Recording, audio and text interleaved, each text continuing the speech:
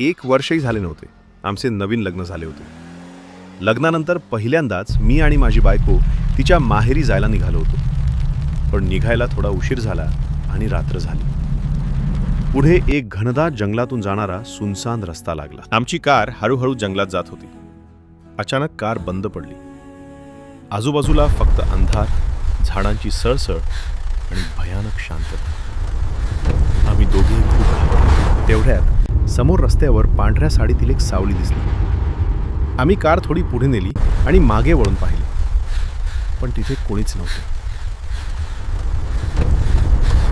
अचानक कारच्या बाहेर भयानक सावली दिसू लागली. आम्ही खूप घाबरलो होतो आणि तेवढ्यात मोबाईलवर कॉल आला आणि ती भयानक सावली तिथून पळाली. कारण मी श्री स्वामी समर्थांचा भक्त म्हणून मी माझ्या मोबाईल रिंगटोन श्री स्वामी समर्थ ठेवले होते. आम्ही दोघे कसाबसा तिथून सुखरूप निघालो. पण आजही त्या रात्रीची ती भयानक घटना विसरता येत नाही. I thought we wouldn't make it out. It was आम्ही ही dark भयानक and घडलेली something was Aapbeeti chasing us. घरी Oh सांगितली. my god, this is unbelievable.